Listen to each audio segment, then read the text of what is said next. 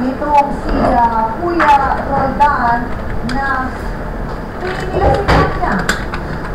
At dahil nangyari na sa kanila yung anak ni Aling Vicky at yun nga po ay nabuntis na. Sapat po bang dahilan nitong si Rolando pag siya po yung sinampahan ng kaso? Sapat po ba yung maging dahilan na kasi ito yung pag-legalty lang dahil na sa ginawa ng mga Rolly sa kanyang kapatid? Wala po sa katwiran yun. Hindi niya pwedeng sa depensa yung ginawa niya pagsasamantala dahil yun ay maring mahuwi sa pag-nagasa pa yung ginawa yun ni Roland doon sa anak nitong nandito sa pulat na kami. Maring siya ay mapasama doon. Ang parusa po sa pag-agasa po ngayon ay mula 20 years and 1 day hanggang 40 years na pagkabilanggo. Naku po! Salamat, Attorney Ben. So maaaring yun po ang pwedeng isang pangkaso sa inyo, Kuya Roldan. Noong July 1 po, 2010, yun po ang unang namin na nangyari sa amin. Kasi po, problemado po siya sa mga magulang.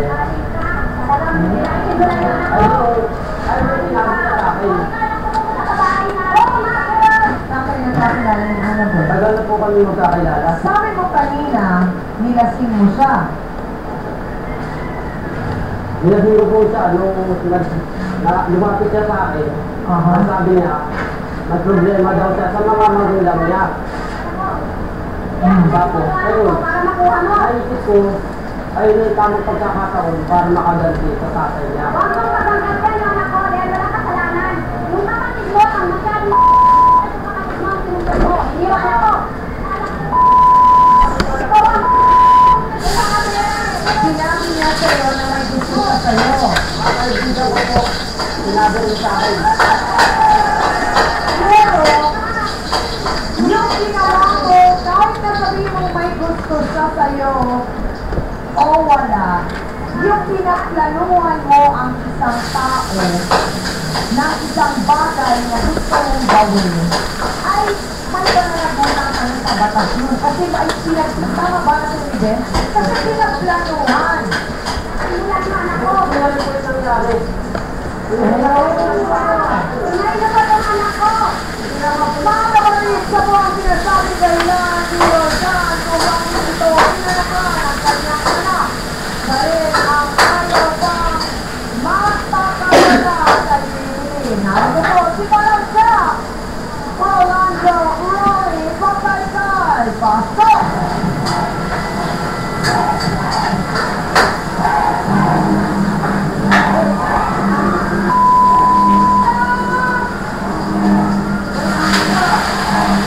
Ako naman siya! Ikaw pang nanunugod!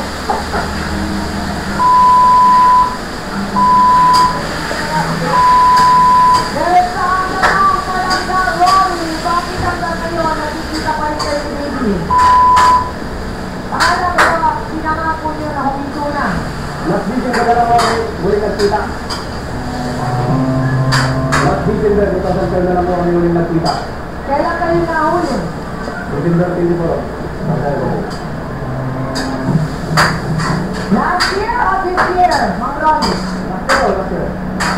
Oo, ang sinabi niyo sa staff namin, this year kayo nagkita, Pebrero?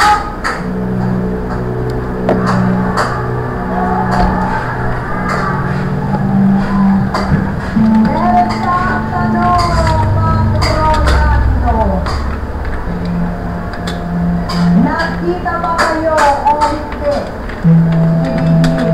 February 2012. Ano po?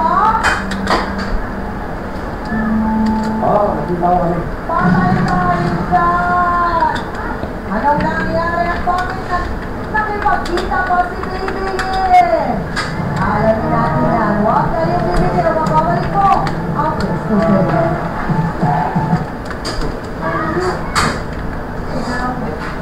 She's fantastic. She's really great. Samantala ang anak ni Gay, hindi niya inaasahan na marami pala siyang fans sa Pilipinas.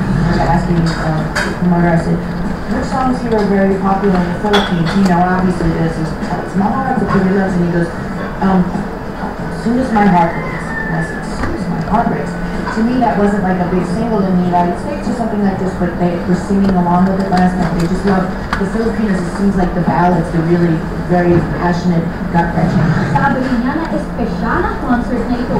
This year marks my 25 years.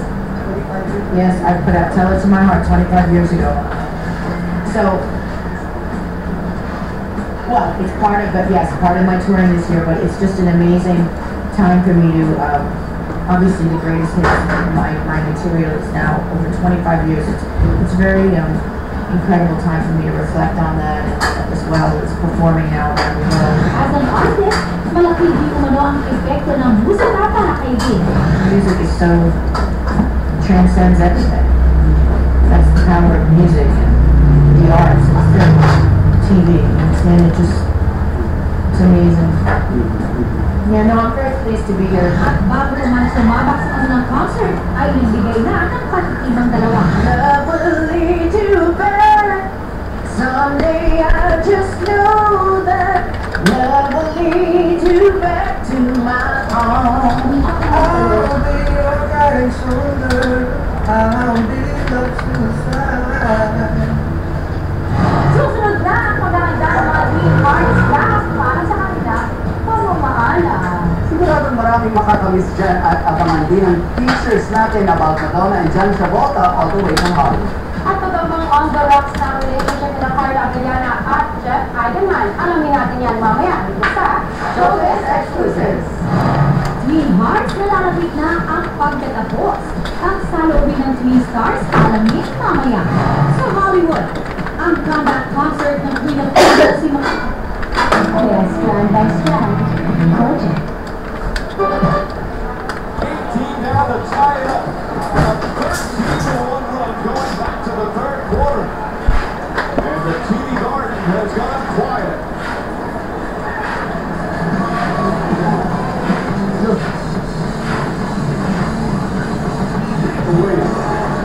Ways to Valier sets the break. Angela Valier puts it in. And it's a 2-point game. The exciting NBA action on TV is brought to you by KFC. So good. Life is not always perfectly smooth or perfectly balanced because we're new. Just like the new KFC Original Recipe Bites, 100% real chicken, breaded with the Colonel's 11 secret herbs and spices. So good.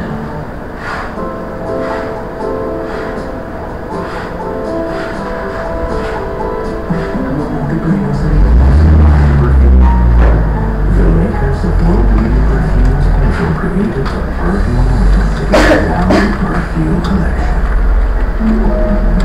Diary Gusto.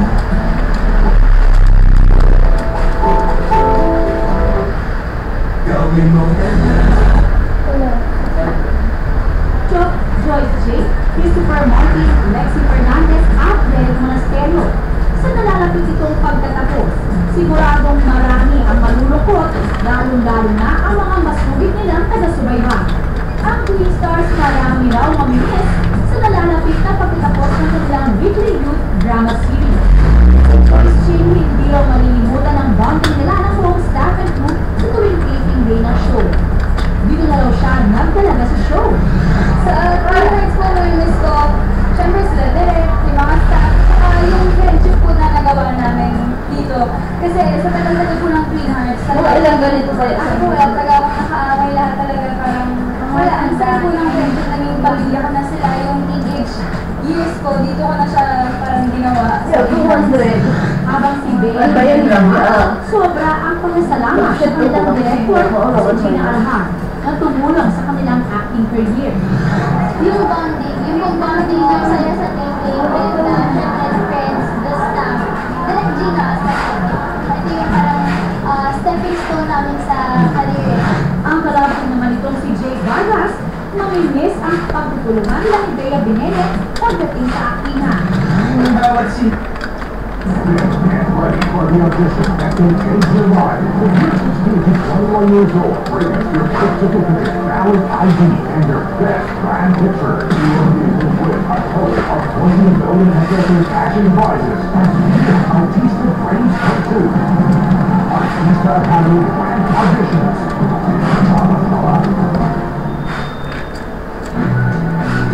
The ultimate Asian superstar. Wala ka bang ibang plano? Meron. Plan B. Sa kanyang naitibang pagganap bilang isang machis. Love you, babe! Ngunit makinig na detective. Tinatanong ko kung sino. Ngayon, nasa TV5 na with explosive scenes shot in Japan, China, Thailand, and here in the Philippines. With episodes co-produced by TV5, si Ray, Bilang Detective, Rosa, Runaway, simula June 11 na, 9:30 p.m. ang mag-super cinetron ng TV5. Nagsimula sa isang krimen. Sulat ako. Nakala ko sa iyo na health agent. Sabi ko na, kailangan natin yung doktor eh. Kailangan natin kapag tatapol sa kami. Ang publikasyon ng bayan magpapakatotoo na. Sabi na nilito ko ba sa iyo? Kailangan Bilang anak. at ay kasi, sagulo ko na sa kalanggato, sa kaya kailangan kong kalala ko na maaga. Pero kakainin ng lahat. Bilang ina. Kumusta naman po kayo sa bahay? Straight ka din po. Ang pag-isipin ako ay may kasama pagmamahal. Huwag palang masigan sa Sharon, kasama mo kapatid. Kaya 4:30 p.m. sa Mega Gandang Hapon ng TV5. Ang ganang magagising. Isa sa pinaka-importanting karanasan ng isang ina. Ngunit paano kung ipapaubaya mo ito sa iba?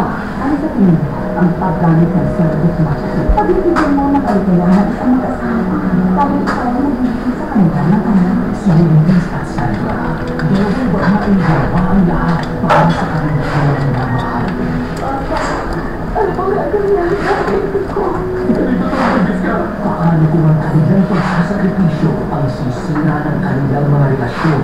Pasensya na po kayo. At ang sinasabi mo, hindi ko po kaya mahiwalay sa anak ko. Hindi na po ako hanapin. Wala kayo pa. Ano ba kayo na? Kaya gusto ko, mahalin ka ng anak. Dahil sa sobrang pagkakala ko sa'yo. Sumunod ang mga kagkuhan natin sa inyong mga puso. Love you 1,000 times. Weekdays, 3 p.m. sa Ganda ng TV5. Ngayong linggo sa isang pagkukuha o hindi intensyon. Kaibigan ko, nagtatrabaho sa hotel, and she saw this, si Tito at si Angela.